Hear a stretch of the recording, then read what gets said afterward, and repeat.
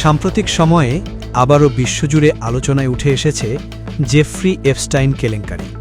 এই ইস্যুকে কেন্দ্র করে সামাজিক যোগাযোগ মাধ্যমে ভাইরাল হচ্ছে বিশ্বের প্রভাবশালী কয়েকজন ব্যক্তির নাম, যাদের মধ্যে রয়েছেন Donald Trump, Bill Gates, Elon Musk এবং এমনকি সৌদি রাজপরিবার সংক্রান্ত দাবি।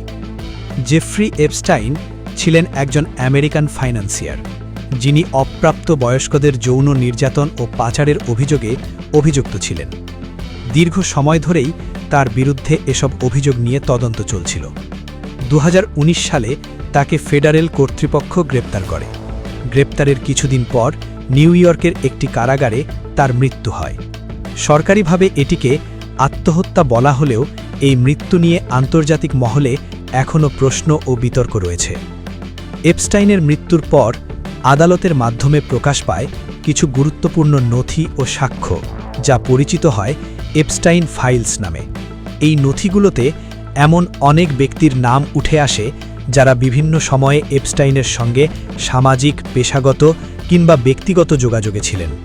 তবে আইন বিশেষজ্ঞরা স্পষ্ট করে জানিয়েছেন, নাম উল্লেখ থাকা মানেই অপরাধ প্রমাণ নয়। ডোনাল্ড ট্রাম্পের সঙ্গে জেফ্রি এপস্টাইনের পরিচয় ছিল 1990-এর দশকে। তাদের একসাথে কিছু পুরনো ছবি ও ভিডিও বিভিন্ন সময়ে গণমাধ্যমে প্রকাশিত হয়েছে। এপস্টাইন একসময় ট্রাম্পের মার-এ-লাগো ক্লাবে যাতায়াত করতেন। ডোনাল্ড ট্রাম্প দাবি করেছেন, পরবর্তীতে এপস্টাইনকে ওই ক্লাব থেকে নিষিদ্ধ করা হয়। এপস্টাইনের অপরাধমূলক কর্মকাণ্ডে ট্রাম্পের জড়িত থাকার বিষয়ে কোনো আদালত প্রমাণিত অভিযোগ নেই। বিল গেটসের সঙ্গে এপস্টাইনের একাধিকবার সাক্ষাৎ করার বিষয়টি স্বীকার করেছেন গেটস। এই সাক্ষাৎগুলো মূলত দাতব্য কার্যক্রম ও ফিলান্থ্রপি সংক্রান্ত আলোচনার জন্য হয়েছিল বলে গেটস জানিয়েছেন। পরবর্তীতে তিনি প্রকাশ্যে বলেন, এপস্টাইনের সঙ্গে এই যোগাযোগ রাখা একটি ভুল সিদ্ধান্ত ছিল। বিল গেটসের বিরুদ্ধে এপস্টাইনের যৌন অপরাধে জড়িত থাকার কোনো প্রমাণ বা মামলা পাওয়া যায়নি। ইলন মাস্কের ক্ষেত্রেও এপস্টাইনের সঙ্গে ঘনিষ্ঠ সম্পর্কের কোনো প্রমাণ পাওয়া যায়নি। তার বিরুদ্ধে কোনো আদালত নথি, অভিযোগ বা সাক্ষ্য নেই। সামাজিক যোগাযোগ মাধ্যমে ছড়িয়ে পড়া অনেক দাবি ভুল ব্যাখ্যা, পুরনো তথ্য কিংবা অনলাইন গুজবের ওপর ভিত্তি করে তৈরি হয়েছে।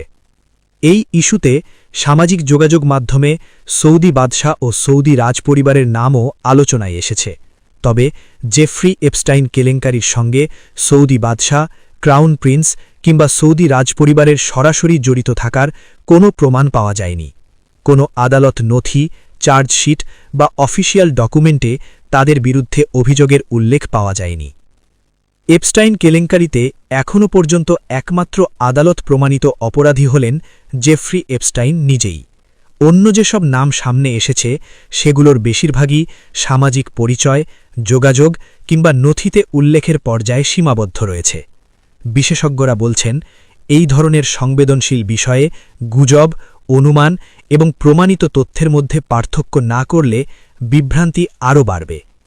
এই ছিল জেফ্রি এপস্টাইন কেলেঙ্কারি নিয়ে সর্বশেষ যাচাইকৃত তথ্যভিত্তিক আপডেট।